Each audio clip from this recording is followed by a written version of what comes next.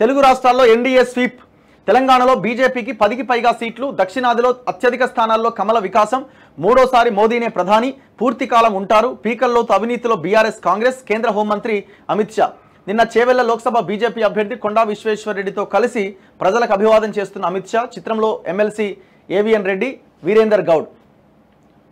So ఇక్కడ victory ఈజీగా కనిపిస్తున్నది చేవెళ్ల నియోజకవర్గంలో, దాంట్లో ఏమీ డౌట్ లేదు.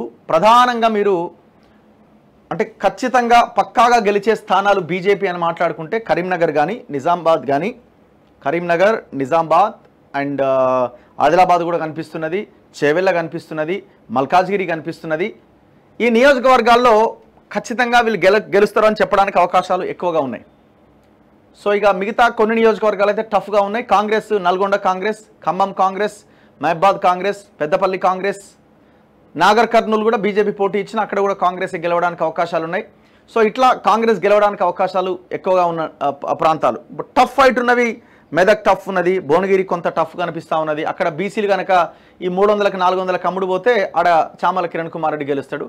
లేదు మేము అమ్ముడు పోము, మేము బీసీ వాదాన్ని బలంగా ముందుకు తీసుకెళ్తాం, ఎలక్షన్ మనకు ఒక నినాదంగా రాబోయే సంవత్సరాల్లో ఉపయోగపడుతుంది, భవిష్యత్తు కోసం మనం ఇది ఉపయోగించుకోవాలి ఎలక్షన్ అని బీసీలు భావిస్తే 60% బీసీలు, ఎక్కడా లేని బీసీలు భువనగిరిలో ఉన్నారు కాబట్టి 60% మంది.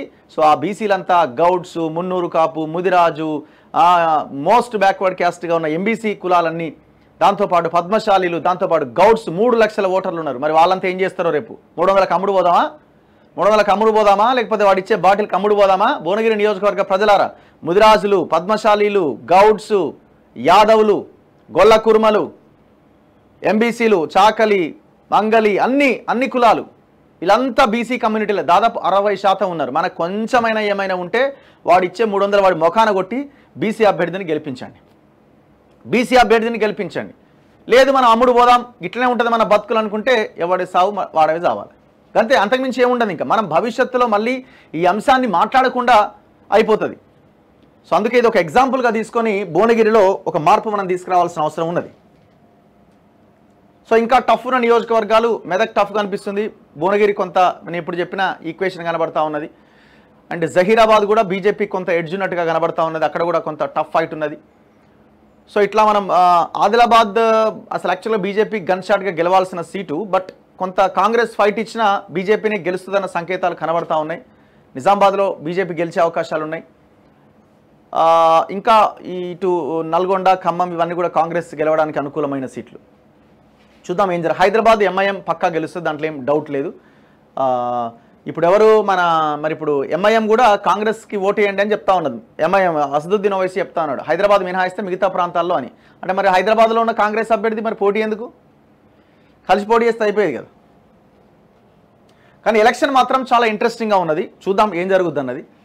సో నా అంచనా మాత్రం చాలా క్లియర్గా ఏమున్నదంటే 6 నుంచి 8 సీట్లు బీజేపీకి వచ్చే అవకాశం ఉందని. 6 రావచ్చు, 7 రావచ్చు, 8 రావచ్చు ఒకవేళ వేవ్ గట్టిగా ఉంటే. కాంగ్రెస్కి 8 నుంచి 10 స్థానాలు అన్నది నా అంచనా. 8 రావచ్చు, 9 రావచ్చు, 10 రావచ్చు. బీఆర్ఎస్ 0, యాక్చువల్గా 0 to 1 అనుకున్నాము, కానీ మెదక్ వచ్చే అవకాశం ఉందంటే అది కూడా కనబడతలేదు కాబట్టి పెద్ద 0. కాంగ్రెస్ అక్కడ బలంగా పుంజుకుంటా ఉన్నది, బీజేపీ కొంత ముందు నుంచి ఎడ్జ్లో ఉన్నది. సో ఇక మిగిలింది ఎంఐఎం, అదొక సీట్ వచ్చే అవకాశం ఉంది. సో ఈ ఈక్వేషనే ఉంటుందని నేను అనుకుంటున్నాను, చూడాలి మరి ఏమైందో. అద్భుతాలు జరిగితే చెప్పలేం.